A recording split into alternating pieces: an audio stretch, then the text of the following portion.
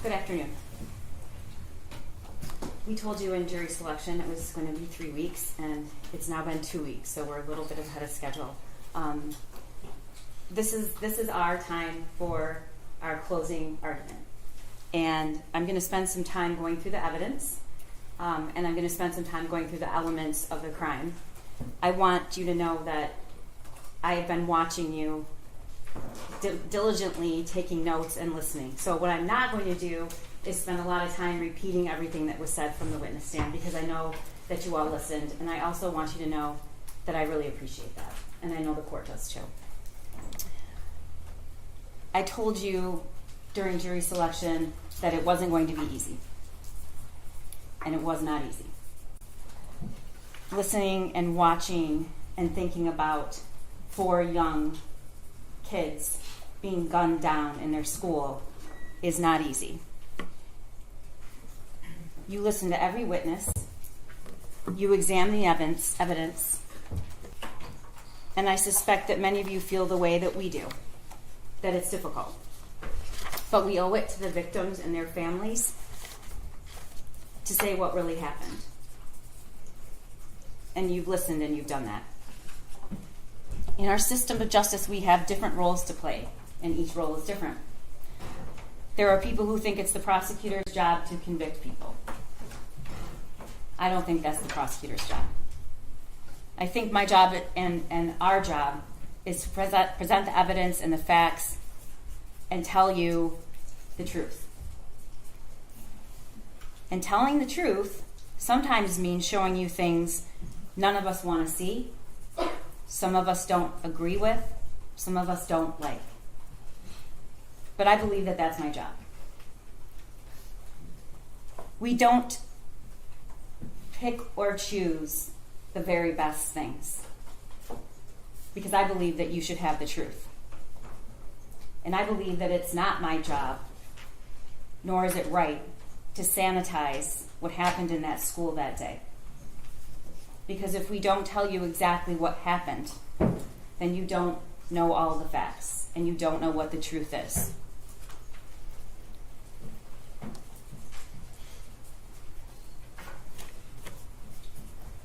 My job here, our job, that I believe we have done, is to meet our burden to prove that Jennifer Crumbley is guilty of 4 counts of involuntary manslaughter. The burden is high. I told you that during jury selection, but we embrace it. And I believe that we have met that burden. It means that you had to sit and listen to a lot of very emotional things, a lot of emotional people who sometimes aren't emotional, but were emotional for this. Because what happened on that day, every single person in that building had never experienced anything like that in their entire lives. And I hope to God they never do again. So you did see a lot of people, including law enforcement, become overwhelmed with the emotion of it all. That's not a show. That's just how that was. That's how it felt that day and every day after. So I want you to know that there was no picking and choosing the very best evidence to give you. There was no filtering things out that didn't help our case. I showed you everything.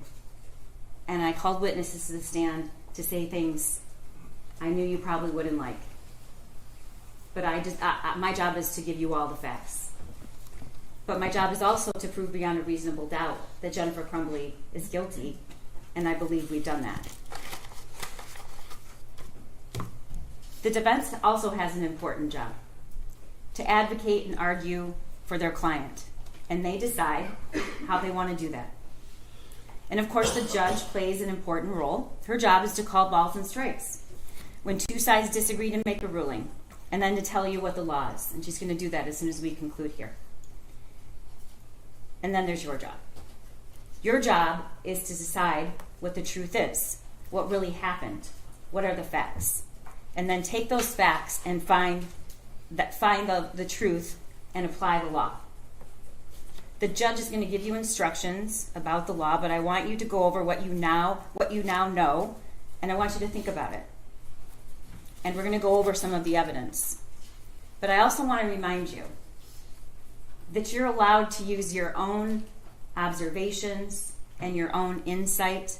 And if there's something that you notice from the witness stand that I didn't say, you should rely on that. We can't possibly tell you every single little thing. And sometimes, ladies and gentlemen, the most important things are the things that don't get said.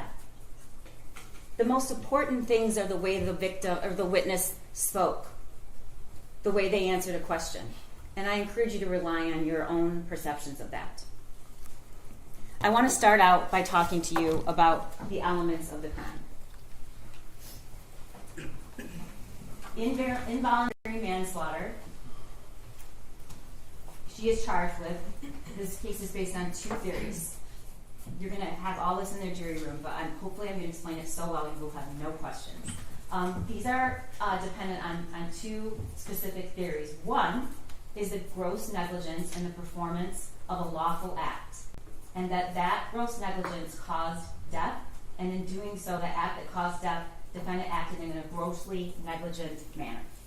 The second is the gross negligence in failing to perform a legal duty. One, I have to prove that she had a legal duty to the victims. 2, she knew of the facts that gave rise to the duty. 3, she willfully neglected or refused to perform that duty, and her failure to perform it was grossly negligent to human life. And then 4, the death of the victims was directly caused by defendant's failure to perform this duty. Causation. The judge is going to instruct you, maybe more than once, and I'm going to say it, that there may be more than one cause of death. And it's not enough that the defendant's acts made it possible for the death to occur. In order to find the deaths of Madison Baldwin, Tate Meir, Hannah St. Juliana, and Justin Schilling were caused by the defendant, you must find beyond a reasonable doubt that the deaths were the natural or necessary result of the defendant's actions. You heard the evidence that the defendant's son shot Madison Baldwin, Tate Meir, Hannah, and Justin. And as previously noted, there may be more than one cause of death. And defendant's acts or inactions need not be the sole cause of the harm. In order to find that the death of Madison, Tate, Hannah, and Justin was caused by the defendant, you must also find beyond a reasonable doubt that her son's act of shooting these 4 individuals was reasonably foreseeable. Now you look at that, all of that I have to prove. And it seems a lot. It seems like it's going to take a pretty strong case to prove that. It's going to take some pretty egregious facts. Some unique, egregious, incomprehensible facts. And that's what we have here. Gross negligence means more than just careless. It means willful disregard the results to others that might follow from an act or failure to act. In order to find that the defendant was grossly negligent, you have to find the following 3 things. 1, that she knew of the danger to another. She knew there was a situation that required her to take ordinary care to avoid injuring others. And second, that she could have avoided injuring another by using ordinary care. Third, that she failed to use ordinary care to prevent injury, and to a reasonable person, it would have been apparent that the result was likely to be serious injury. I told you I have 2 theories. We're prosecuting and charging based on 2 theories. They're both based on a legal duty. What's a legal duty? In Michigan, a parent has a legal duty to exercise reasonable care to control their minor child, to prevent that child from intentionally harming others, or prevent that child from conducting themselves in a way that creates an unreasonable risk of bodily harm to others. We talked about there's 2 alternate theories. Both of those theories, if proven, are sufficient to establish the crime of involuntary manslaughter. It's not necessary that you all agree on which theory has been proven, and as long as you all agree that we've proved at least one of those theories beyond a reasonable doubt, you can find her guilty. I want to take you through the testimony. I'm not going to get into every single detail of each of these witnesses' testimony because I know that you were listening and you were writing. You heard from Molly Darnell. Molly was a teacher in the school that day. She was in room 224. And she saw the firearm when it was raised, shoulder height, pointed directly at her. And what she noticed was there was no orange tip. You also heard her say that she locked eyes with Jennifer Crumbley's son as he was taking that stance. You heard her testify that she jumped to the right, thank God, just in time, because the shot in her shoulder that she sustained was only inches from her heart. The next witness you heard from was Christy Gibson Marshall, who's an assistant principal at Oxford High School. I don't think there's one of us that would disagree that Christy Gibson Marshall did the most dangerous thing she could do. And she did not follow the protocol. It's probably one of the most courageous things I've ever seen. She walked to the shooter. She saw a student on the floor. And then, when she finally came face to face with the person who had shot this student, she didn't move. She just stared at him.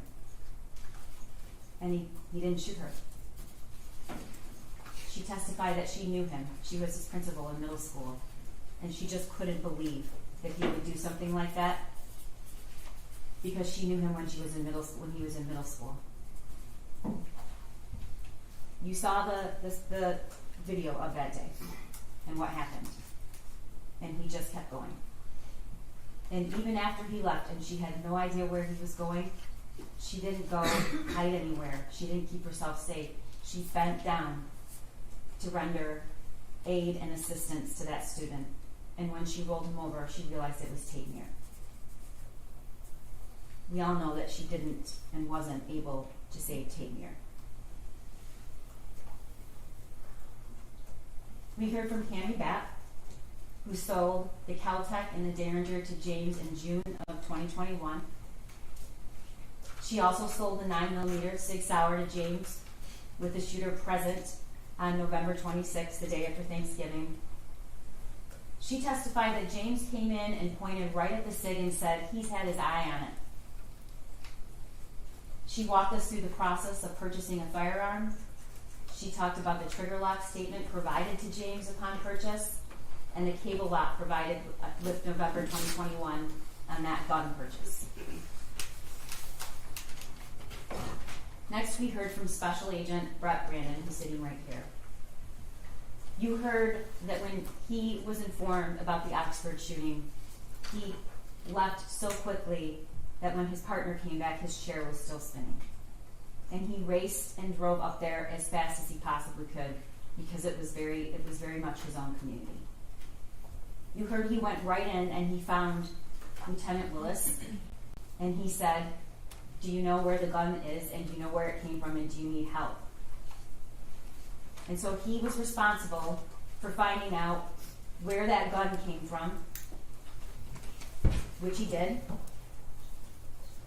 He was also responsible, because he chose to be, and watched the surveillance of the video and helped to prepare search warrants. And you heard him testify that as soon as he saw that surveillance video, the one thing that stuck with him is this is not an inexperienced shooter. This is a shooter that that is proficient with a firearm, knows what he's doing. Taking shots, a lot of people wouldn't. And what he did was start going to gun ranges and ask people to say, because what he was thinking was, who taught that kid to shoot? He must have been to a range. And he was right. And that's how the investigation led to where Jennifer Crumbley's son learned how to handle a firearm that eventually resulted in killing 4 students in Oxford High School. Can you go back to that? Special Agent Brandon also testified that and showed the purchase, and we showed you each one of those guns. He testified that there is a distinction between a Derringer, a Caltech, and then the 9mm. And what we really heard from him was that 9mm is a much more dangerous gun. It causes more damage to whatever it hits. The bullets are a larger caliber, and it's a very dangerous weapon. He showed you what comes with every gun purchase, which is the ATF pamphlet. He read to you about the warnings. There's a reason they put it in every single gun purchase. And its sole purpose is to protect kids from gun violence deaths. He talked to you about what a trigger lock is and the trigger lock statement. He showed you the Instagram post that's unforgettable. We don't have to really argue about whose gun that was. Jennifer Crumbley told us whose gun that was. She told us when she posted it on social media, it was his Christmas present, and she told you in this trial. That weapon is not just that weapon. It is the defendant's son's gun. It was gifted to him. And not only was it gifted to him, she bragged about it on social media before the shooting. Special Agent Brandon also introduced all of the surveillance and the videos of the shooting range. And you got to see with your very own eyes the training and the preparation that the shooter ultimately used to kill 4 of his classmates. We all saw that. We actually saw the last day he was practicing to kill 4 of his classmates. And there was only one person with him, ladies and gentlemen, and her name is Jennifer Crumbley. And I want you to remember that video. And I want you to remember the look on his face when that target comes back in and he looks at it and he's smiling. Special Agent Brandon also introduced the worksheet. You've seen the worksheet a lot. I bet you that worksheet's burned in your memory, and I wouldn't even have to show it to you. But what Special Agent Brandon testified to and showed you is that wasn't just a picture of any gun. It was a picture of his gun, which was the murder weapon. And he showed you the details, and we're going to talk about that later. And next we heard from Ed Wygrowski. We now just call him Ed because he works for the Secret Service. And he testified for an entire day, and he had a lot of information. But he also really couldn't help himself from becoming emotional. And I know that you're going to remember this, but what an extraordinary thing that's just not seen very often. He sat right there, and he took you through every single action of the shooter and every single death from his memory. And he told you that he could do that because it's burned in his brain. These are seasoned law enforcement. This isn't an act. They hate showing emotion. He probably will never forgive me. Lieutenant Willis tells me all the time how much he really hates me for that. I would object. It's my opening. It's my closing. To what a witness tells her all the time. That's not evidence. Okay. I'll move on. Okay. Nobody likes doing that. Nobody likes doing that. But it tells you something about what it was like that day. And despite what anybody will tell you, it is about the shooting. There are 4 counts of involuntary manslaughter. It's very much about the shooting. Because the shooter learned how to shoot and was given the murder weapon by his parents. And this parent is sitting here today on trial. Okay. You'll be able to review the evidence. It was a lot. But he talked to you about what cell phone extractions are. And because of the cell phone extractions, we have a mountain of evidence that you saw. And yes, it's a lot of data. But you know what else it is? It's telling you exactly where the defendant was, who she was talking to, what she did, what she didn't do. And you can't hide from that. She tried. There's a lot of deleted messages, which are not coincidental. I don't think any of you believe that, but I'm going to tell you why they're not coincidental. He also talked to us about and showed you the messages between Jennifer Crumbley and her son. The messages between her son and his only friend. He introduced the voicemail that Jennifer Crumbley received the night before the shooting about looking up bullets. True. Pam Fine didn't tell her to call back. That's true. And she didn't call back because she didn't ask for a call back. We all know what she did do with that information. What she did do with that information is she texted her son, searching bullets. And we all know the phrases that we'll never forget. Did you show him your gun? This is the day before the shooting. Did you show him your gun? And the shooter responds, no, my God. LOL, I'm not mad.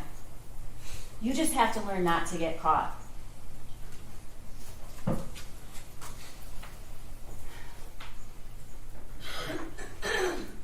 Kira Kennett testified that she knew Jennifer Crumbley. She testified about the amount of time that Jennifer Crumbley and James Crumbley spent at the barn. She testified about all the money they spent at the barn. Why is this important, ladies and gentlemen?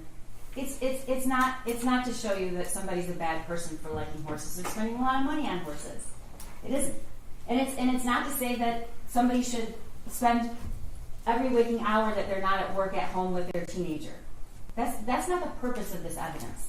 The purpose of this evidence is to show you what Jennifer Crumbley cared about the most and what she was doing and where she was when her son learned to be a killer. Kira will tell you that she referred to her son as an oopsie baby and said he was weird. She rarely saw him. And that even after the one friend was taken away abruptly with no notice, they still went to the barn, even at night, and left him by himself. Which is absolutely normal to leave teenagers at home by themselves.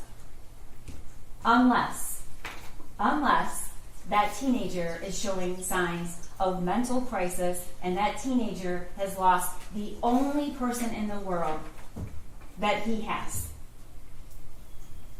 And then she told us that when she got the worksheet texted to her that day by Jennifer Crumbley, she was very concerned. She was alarmed. And in fact, she said, bring him to the barn. And you also saw from the text messages that Jennifer Crumbley said, he can't be alone. We know now that decision, that statement, she knew he couldn't be alone. She didn't decide to stay home with her son. That wasn't an option. She'd have to take him to the barn, where she herself testified he didn't want to go.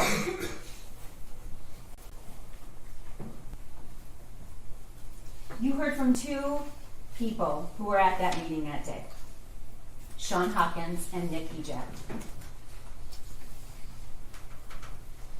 I'm going to tell you right now that this is not an argument that the school did everything they should have done. I'm not going to say that to you. I'm not going to tell you that I like everything they testified to. I'm not going to tell you that I think it was okay they didn't look in the backpack. I don't think it was. But this is about Jennifer Crumbley's actions. And any attempt to make it about what these two individuals did or didn't do, like it or not, who did not have any of the information that was so jarring. It's about what she knew and what she didn't say. Sean Hopkins testified that he was concerned enough that he called Jennifer Crumbley. And her first response is, can you call his dad? Eventually, he emails her both copies of the worksheet, the original worksheet and the worksheet that was scribbled on. And she eventually comes to the school. But before she comes to the school, she texts her husband, emergency. Emergency. Along with, I'm very concerned. And James texts back, WTF. They're concerned. For the first time she testified ever, they're called to the school in the middle of the day, and they have that worksheet. Sean Hopkins is going to tell you that calling parents in the middle of the day and asking them to get a kid help is a pretty drastic action. And that he did in fact do that. And he gave them the list of places to call. He testified that when they entered the room, Jennifer Crumbley didn't greet her son. Jennifer Crumbley didn't hug her son. Jennifer Crumbley didn't engage with her son at all. In the entire 11 minutes she was there. And we know she wasn't going to be in that school very long because she'd already told her boss she'll be back by 12 or 12:30. Doesn't leave a lot of time for the meeting and to school. It's a 20-minute drive. Sean Hopkins will tell you that what he felt mostly in that room for the shooter was compassion. He didn't want him to be alone, and he felt really bad. And he also knew Mom and Dad decided, no, we can't take it. We have to go to work. They said that in front of their kid. He knows very well what they do. He knows his dad works for DoorDash. He knows his mom and her ability to work flexible hours. She worked at home. But they left. She did not hug him goodbye. She did not greet, touch, or even acknowledge him. And we know now from her testimony, we know why. She was mad. She was mad at him. She did not think that he should have done that, and she thought this was a discipline thing, and she was very angry. We heard from Nick Ejek. He's the Dean of Students. He also testified and corroborated what Sean Hopkins told you, which is that the meeting was called, they were concerned about a mental health issue. They told Mom and Dad he needs services. Here's a list of the services. And Jennifer Crumbley seemed irritated by it. In fact, when she walks into the room, she doesn't sit next to her son. She goes back here and stands. And that meeting ended with her saying, are we done here? They're consistent about that. Nick Ejek testified he didn't think there was any risk. I don't like what he said, and I knew he was going to say it. But it's not my job to put witnesses up here and only say things that I want them to say that helps my case. It's my job to present evidence that's the truth, because you have to know the truth.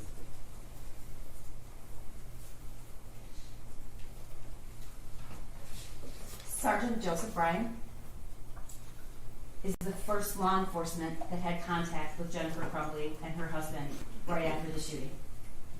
And you saw the interview in the substation. And you saw the demeanor of the defendant. I want you to remember something. It wasn't even an hour. It was around an hour after the shooting took place. She's on her cell phone. She's looking to see if it's on the news, she said. We also know that there were deleted messages. We don't know when she deleted them, but we know there were messages deleted after the time of the shooting from the time that the phones were seized later that night. He asked about the gun, and you heard what she said, what they both said. It was hidden. It was hidden. She read the text message. Oh, he said he loved me. And she reads the text message. And then she said, I texted him, I love you back. It was 49 minutes later that she texted, I love you back. And it was after she already knew that he was the shooter. She doesn't say what the text after that is. She leaves that out. The text after that is, Ethan, don't do it. She doesn't say, well, we were at the school, but he was also caught searching bullets that night, the night before. She doesn't say that, and I told him, don't worry about it, just don't get caught. She doesn't say that they had just purchased the weapon and it's not secured. What do they say? The very first time they are asked about what Jennifer Crumbley's asked, where was this gun? The very first time, what does she say? It was hidden. She does not say there was any locking mechanism at all, and neither does James. It was hidden. You're at the police station. Your son's in the next room. You know the murder weapon was the weapon you just purchased for him, and when you're asked where it was, you say it was hidden.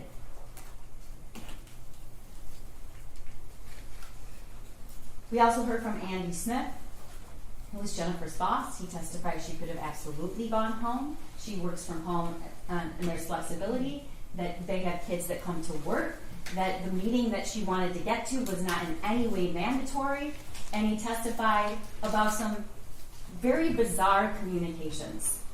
He testified that as soon as she left, he got a text saying, my son, the bullets are gone, the gun is gone, he must be the shooter. Oh my God.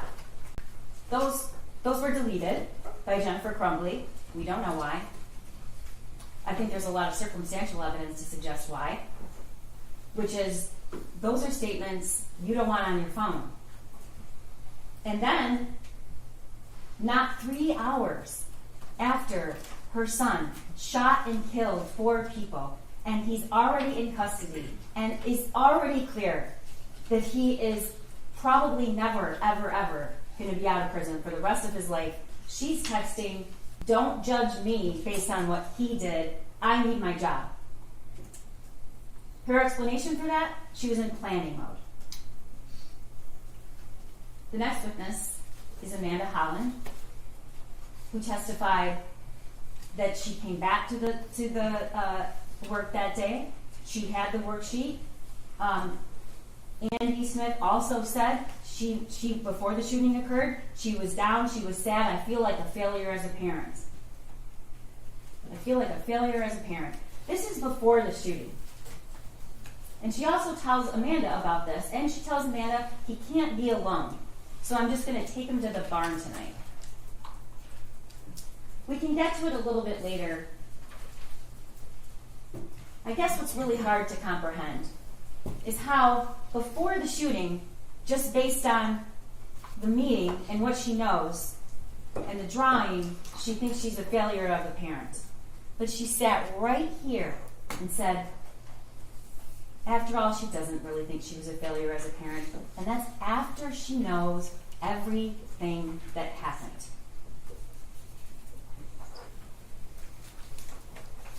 Detective Adam Stoyak executed the search warrant at the defendant's home.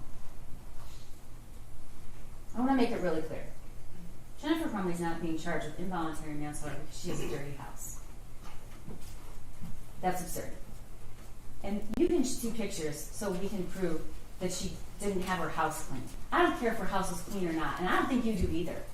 Those pictures are shown to you because that is where the shooter lived and it's where she lived. And you saw his 2 bedrooms. There was barely a place for him to sleep.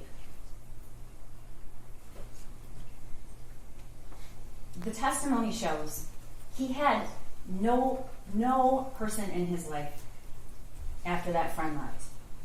He was not in a club. He was not in sports. He wasn't working. When I see those photos, what I think is, yeah, 2 rooms that were completely filthy, dusty, covered with clothes everywhere.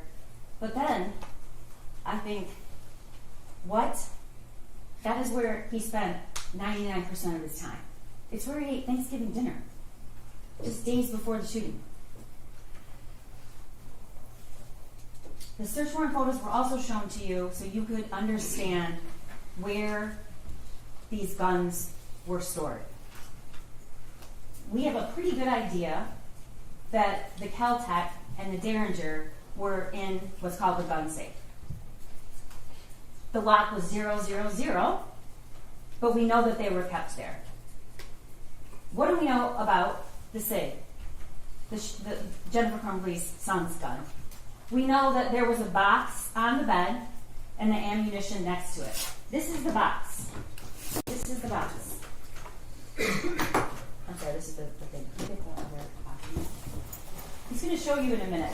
This is the box of the Kel-Tec, which was found with this cable lock inside of it.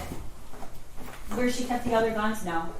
I'm sorry, is that the box or the cape? Is that the box or the safe? This is the box. That's the box. It was in the kitchen, in a cupboard, down in the But cupboard. the empty box was in the kitchen, right? I don't.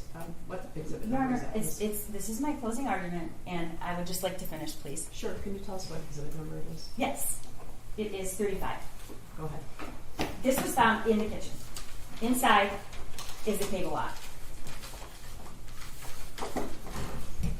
This was found on the end of the defendant's bed.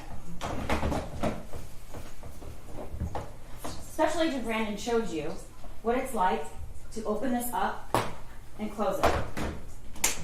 You hear that clap? It's not an easy thing.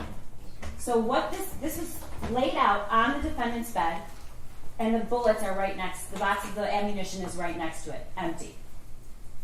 The story, one of the stories that is told by Jennifer Crumbley is he must have come in there when they were sleeping, because she was in that bed all night long, and they left after her. Except that the ammunition was in the box. Taking it out and leaving the box while your parents are sleeping doesn't make a lot of sense. And it doesn't make a lot of sense that this was taken, the weapon was taken out of this case with no one hearing while they were sleeping. And you are allowed to use your own common sense. He also testified about the search warrant. He testified where this cable lock was found, and he testified where the case and the box was found. And he testified where the gun safe was found. It was not, unlike what Jennifer Crumbley alleged, stored separately from the ammunition. It was actually right next to the ammunition. In a gun safe, the other 2 guns with a combination 000. Sergeant Peschke arrives at the scene, doesn't know anything about the Crumbleys, doesn't know that they've already been to the substation, doesn't know that they were at the school that day. He's there and was ordered to be there to keep the house safe while they are waiting for the search warrant. And in doing so, he needs to keep the defendant out of the house. She goes in the back of the car, and you saw the video. She now tells Sergeant Peschke she actually never really looked closely at that worksheet. Now that she looks at it, it might be disturbing. We know that's not the truth. The question is, why is she lying? She says that the .45 caliber gun used at the school, and he asks us it was, and tells him no, it was a 9mm. The other is a .22, I think. She said that they had a fight the night before with her son over grades.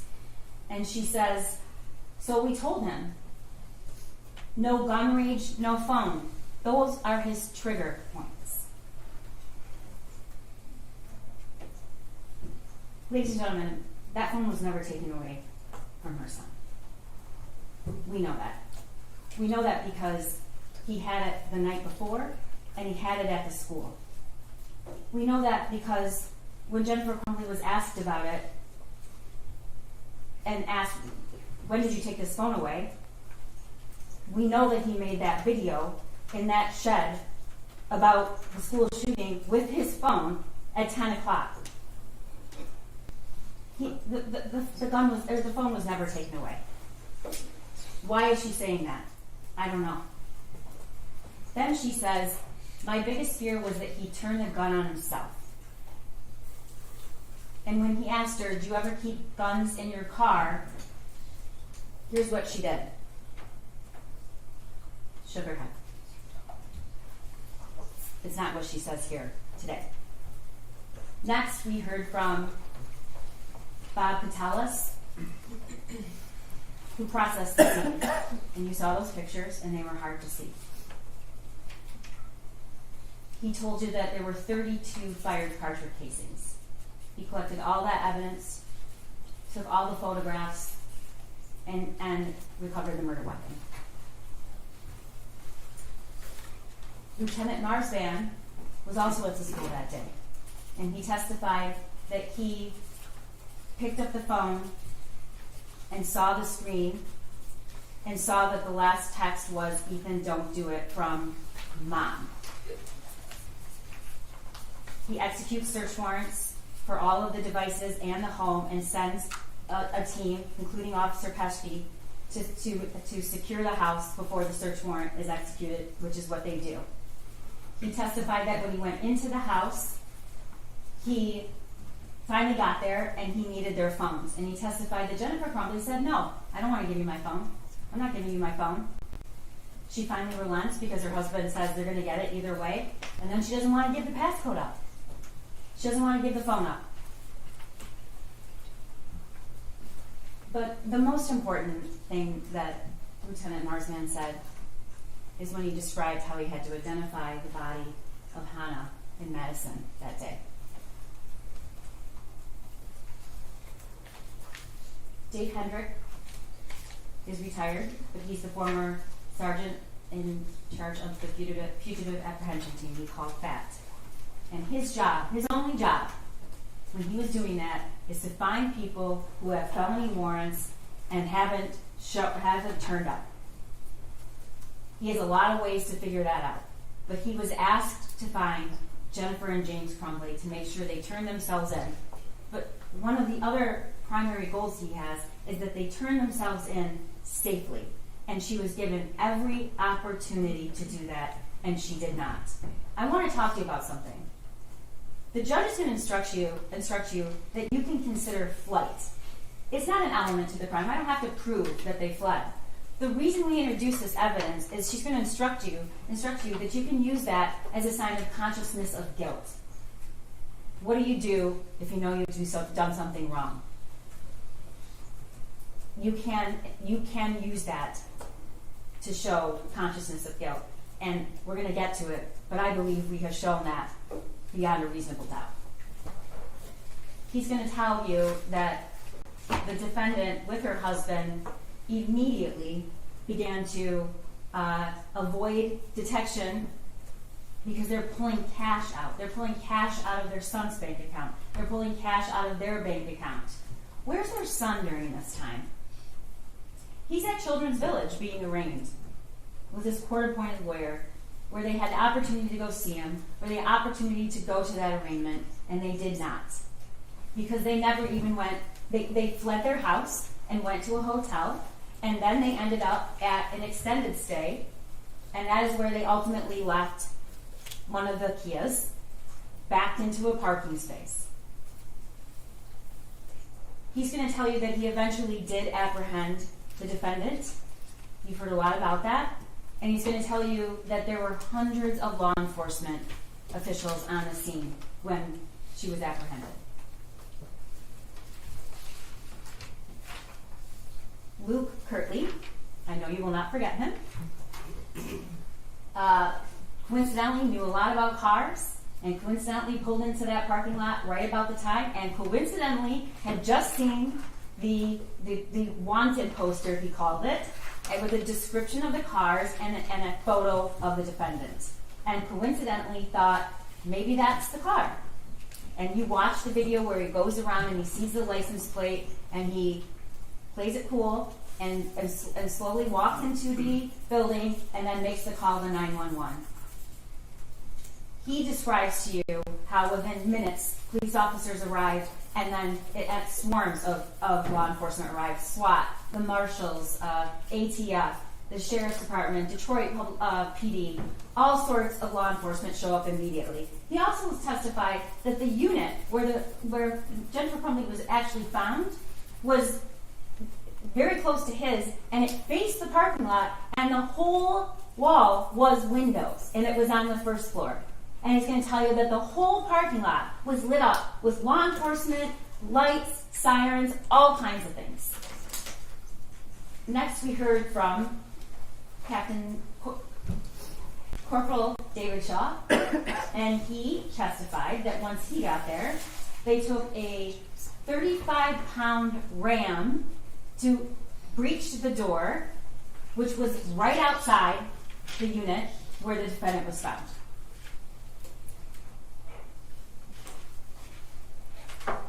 We heard from Brian Deloche. Also, didn't love a lot of things he has to say, but you deserve to know the truth. And the truth is, like it or not, this is who Jennifer Crumbley spent her time with, and she told him that morning, the gun's in my car, and I'm afraid my son's going to do something stupid. Before the shooting, the same day. You also learned that although their Facebook thread in general was always deleted, after the shooting, it remained, except she deleted, not unsent. Rely on your own memory about what that testimony was. Those were not unsent messages, they were deleted, and you heard Ed Rogrowski tell you that. But these were the two that were deleted. On the run again, and we're fucked. William Freer testified what was found in the building and the art studio where Jennifer Crumbley was found. You saw the photographs. You learned that there was a little over $6,000 in cash. You learned where the phones were found, and the cash, and the purse, in the plastic tub, in another plastic tub with a lid on it, feet away from where the mattress was, and there are other things where you learned all those phones were off. He also testified what else was found. Booze, orange juice, ice, and avocado, bananas, socks, blankets, and that is the room where Jennifer Crumbley was ultimately apprehended. You heard from Lieutenant Willis, who was the officer in charge. He told you what it was like in the school that day. He described the autopsy protocols that were done and how each of those kids died and where they were shot. He told you that both Justin Schilling and Madison Baldwin were shot in a contact wound, which means the gun was either very close or actually touching their head. He showed you the video of the shooting. And again, this is not to incite emotion. The video of the shooting shows Jennifer Crumbley's son taking a stance he clearly knew how to take and was trained to take. And you watched his demeanor and the calculated, cold way he proceeded through those hallways looking for people to shoot. You saw the surveillance of how he ultimately surrendered. Walked out after executing Justin Schilling, laid the gun on a wastepaper basket, made it safe, took the magazine out, and surrendered. He showed you and introduced the bank records that show you what they were doing after charges were either very soon coming and after they were announced. And he showed you an in-car video of Jennifer Crumbley and her husband, who just a few hours after the shooting embraced, kissed, whatever happens, I love you, don't say anything to the police.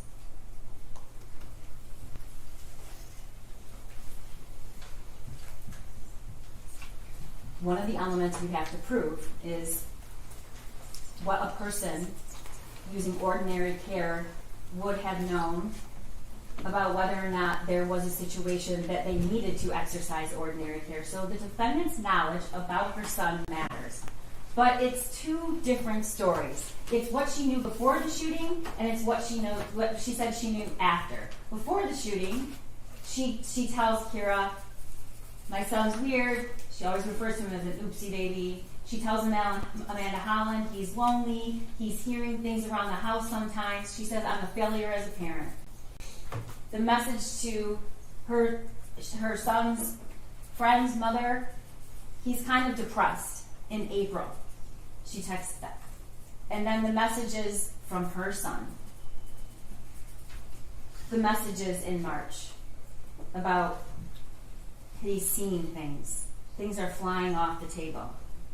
Now she wants to tell you that was just a joke, but I think you really need to consider whether a 15-year-old boy is going to text, could you at least answer me or reply to my text, as a joke. And we know there were no replies.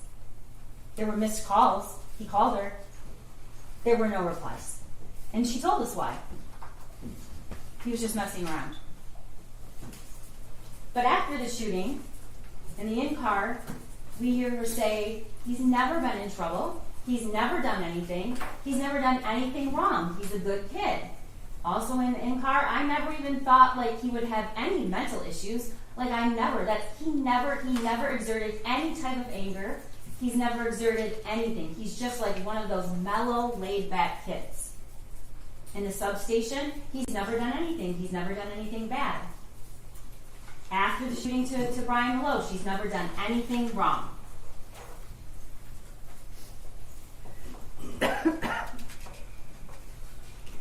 Jennifer Crumbley has said a lot of things about that drawing in that meeting at the school.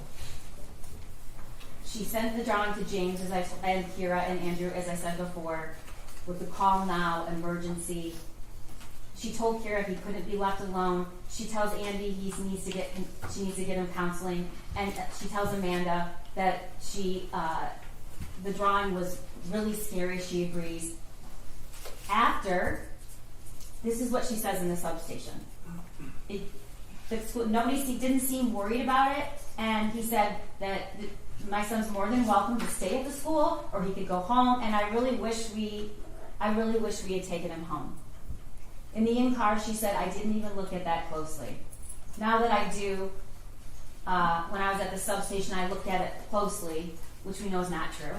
I looked at them closely, and they're a little disturbing. Well, they're very disturbing, because look what he just fucking did. And then to Maloche, she says, the school was very nonchalant, but the paper they showed me had all of the things scratched out. That's just not true. It's just not true. And you don't have to believe me, because we have evidence it's not true. And you heard it.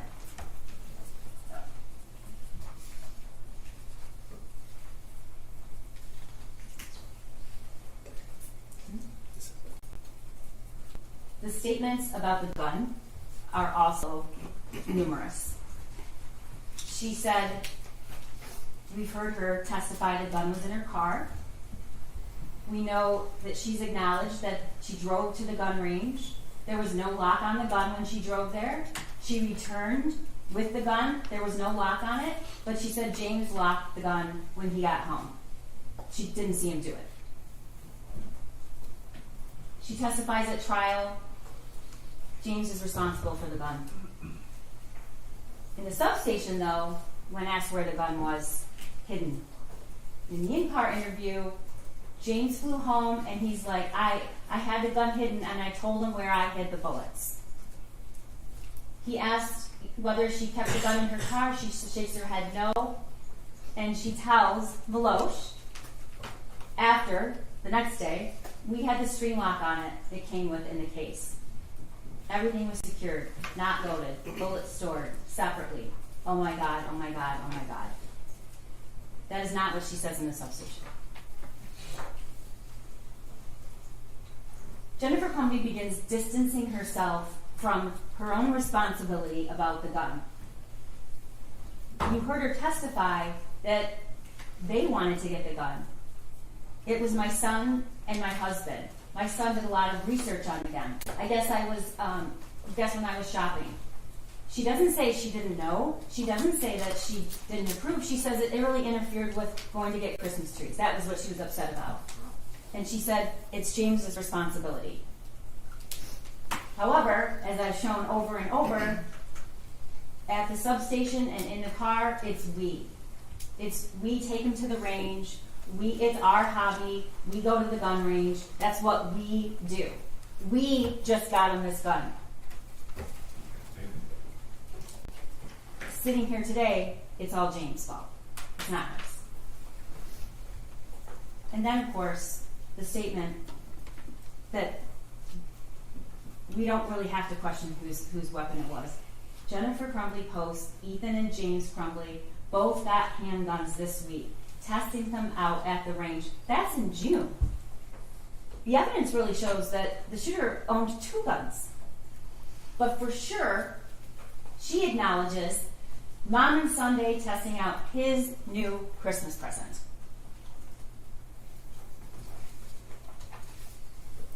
You heard evidence that was presented to you about the journal that was found in the bathroom by the shooter's backpack, right before the bathroom that he exited and started shooting. I have zero help for my mental problems, and it's causing me to shoot up the fucking school. Next slide. First off, I got my gun. It's an SP 2022 Sig Sauer 9mm. The shooting is tomorrow. I have access to the gun and the ammo. I am fully committed to this, so yeah, I'm going to prison for the rest of my life, and many people have about 1 day to live.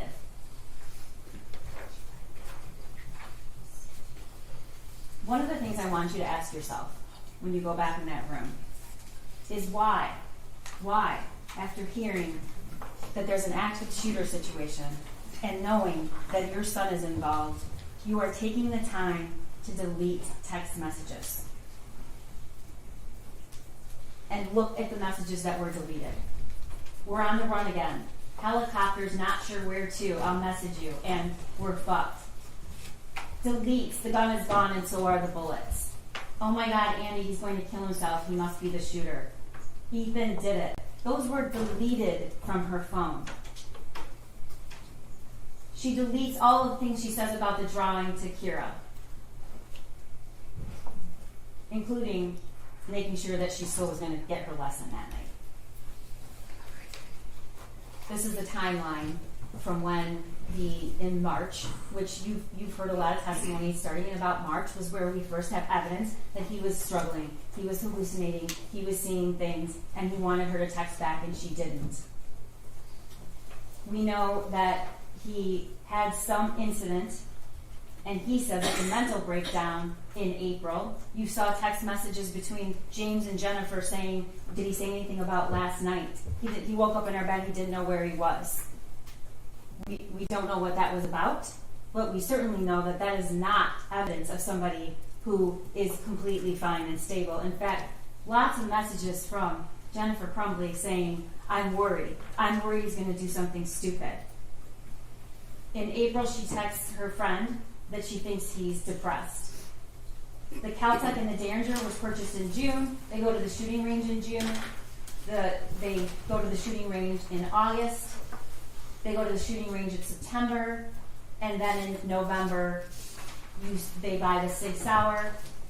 And we see the shooting range that Jennifer Crumbley went to with her son, testing out his new Christmas present. Here's what we learned Jennifer Crumbley did after the shooting. As soon as they took her phone, they bought burner phones in Lapeer at 8 o'clock the night of the shooting. They checked into a Holiday Inn Express that night in Lapeer. They then left and went to an extended stay in Auburn Hills, which Lieutenant Willis testified was almost across the street from the police department. Upon learning that charges were possibly coming, and the same day charges were announced, they leave that hotel and drive to Detroit. They withdrew $2,000 from a Flagstar Bank on December 2nd. They drive to Owasso, an hour away, she says, because we just didn't want anyone to recognize us, to buy replacement phones. She texts that she's on the run again. Helicopters are not sure where, I'll message you to. At 7:31 a.m. on December 2nd. She texts on December 2nd, we're fucked, at 2 o'clock. On December 3rd, at 4:59 a.m., she texts, I'd rather die than go to jail. Then she withdraws $4,000 from another Flagstar on December 3rd. She checks out of the extended stay on the 3rd and drives down and arrives at Bellevue at 10:58 on December 3rd. You heard what happened. You heard her testimony. The facts do not support the story that Jennifer Crumbley told you. They just don't. There is no possible way, and Luke told you that, and so did Corporal Shaw, that you could be in that building with that many law enforcement and not know that somebody was there. And we don't even have to use that testimony, ladies and gentlemen, because she texted herself, I think we're caught, we're laying low. She texts that, we find out, and this is evidence we got this morning. She texts that after she's already said she took 4 Xanax and went to sleep. Now you saw that video. You saw that video.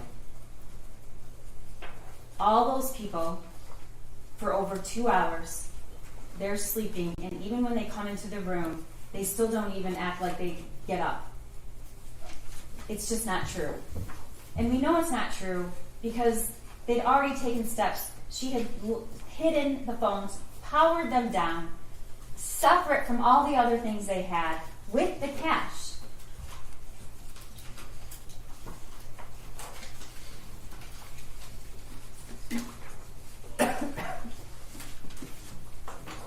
Jennifer Crumbley wants you to believe that if only the school had done something different, we wouldn't be here. If only the school. Well, let's talk about what she knew that no school employee knew. She knew about the text messages in March that he was about a demon, throwing bowls, clothes flying off the shelf. She knew about the March 18th incident of waking up in his parents' bedroom and like he had way too much to drink and asking why he was in their room. She knew he had previously asked for help and to go to the doctor, and she laughed at him. She knew there were multiple guns in the home. She knew her son had been gifted a gun just a few days before the shooting. She had posted it on Instagram. But apparently, it's absolutely fine for all your Instagram friends to know that you got him a Christmas present with a 9mm handgun, but it's not okay or relevant to the people sitting in that room with that drum. She knew that that gun looked identical to the one in the drawing. She knew that the gun was accessible to him. She knew it wasn't stored properly. She knew that he was proficient with the gun. She knew he had access to ammunition. And she knew that her son was upset the night before. Now, Dad says he was locked out. She told Amanda Holland he got locked out. She doesn't acknowledge that. She does acknowledge that he did leave the house that night because he was upset. And we all know what he did. We all know what he did. He went to that shed and recorded that video. I object. That video did not come into evidence. Okay, it isn't in evidence. Okay. You're right. That's true. Let's go back to the elements. Ordinary care. What ordinary care, the smallest, tragically smallest thing she could have done to prevent this? She could have stopped at home on the way back from the meeting. She goes right by her home to see where the gun was. She could have stopped on the way back to work. She could have searched the backpack. She could have asked her son where the gun was. She could have locked the ammunition. She could have locked the gun. She could have taken him home.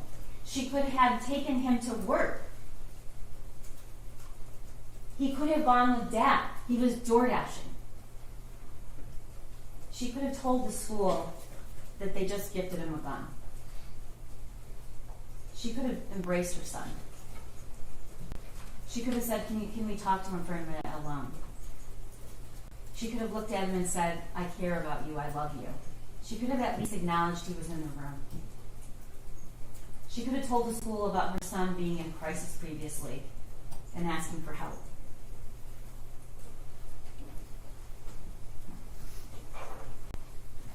Ordinary care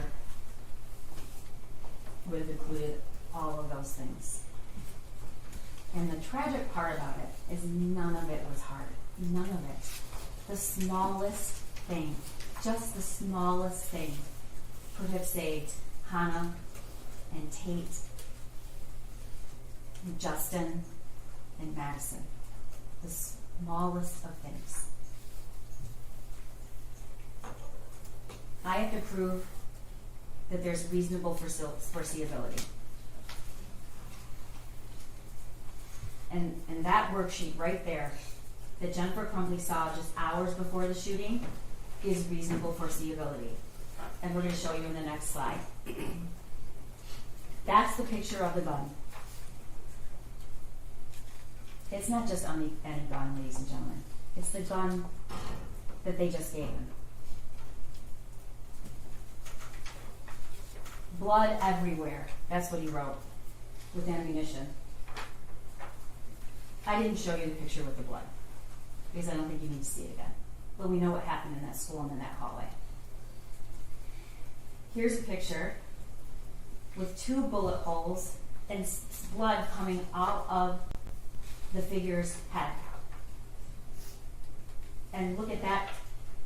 That is where those shots went. Those are from the shooter's gun.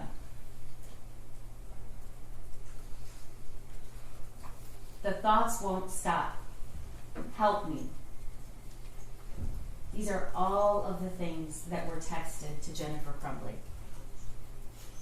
This was in March. But he's writing it on a piece of paper and he's showing it to her. That is foreseeability. He's telling in that drawing, this is the gun that was purchased for me. Help me. Blood everywhere.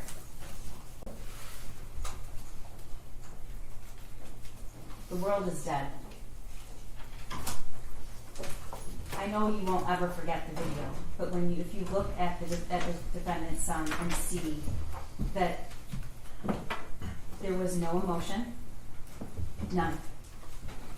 He was only concerned in a very calm manner for finding as many people as he could to kill, and he did.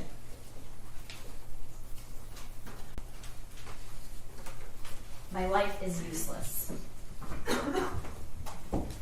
These statements from the defendant's son are just heartbreaking.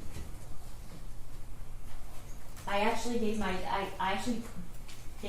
dad to take me to the doctor yesterday, but he said, just give me some pills and told me to suck it up.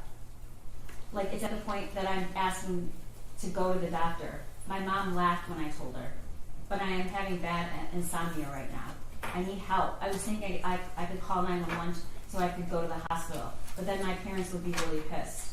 Like, I am mentally and physically dying.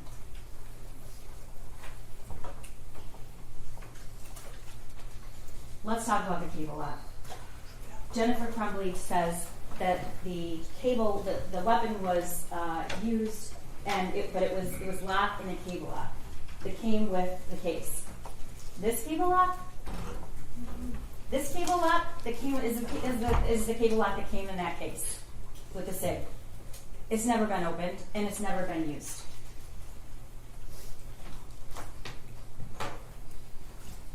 This is the last picture that we have of that gun until we see it murder 4 kids on November 30th. And the person holding it is Jennifer Crumbley. She's the last person that we see with that gun. She's the person that said it was in her car, then she said it was in her house, it was her husband's responsibility, it wasn't hers. That's what she told you.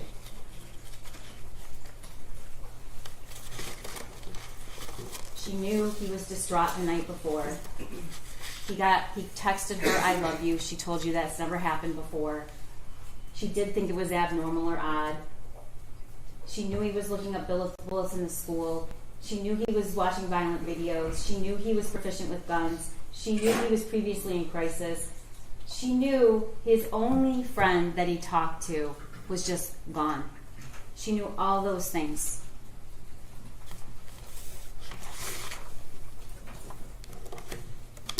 And then her own statements, ladies and gentlemen, when she took the stand. She testified that when she's looking back, she still wouldn't do one thing different. Not one. Not any of those tragically small things. Even now, she told you she wouldn't do anything different. And then she also told you that we took his gun away. You heard her say it. And then she said she doesn't think of herself a victim, but she has lost everything.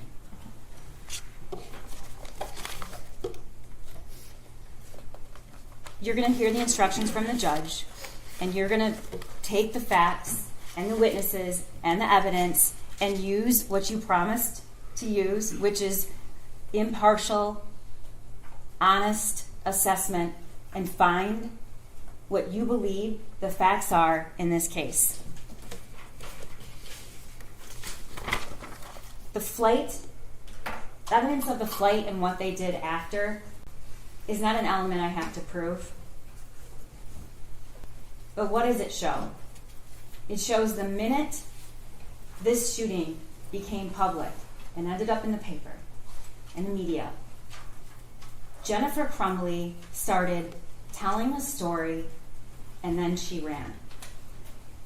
And she didn't run just because she was selfish, ladies and gentlemen. She ran, and she started deleting text messages, and she started telling a different story because she knew she had done something wrong. That's the only reason you start deleting text messages. It's the only reason that you start saying something that isn't true. It just isn't true. Jennifer Crumbley drove to Detroit with a bunch of cash and 6 cell phones powered off. You can consider that as consciousness of guilt. Everything she did from the time she found out that there was an active shooter and had the 10-minute call with her husband. They both say they went right. He called 911 right away. He did not. He talked to his wife for 10 minutes, over 10 minutes on the phone before he called 911. But the facts changed because it was an immediate attempt to misrepresent what actually happened. Why? Why is a mother whose son just killed 4 people thinking about deleting her text messages? Why is she saying things that are not true about her son? Why does she care about her job? Why does she care about her horse lesson? Why does she care about any of these things?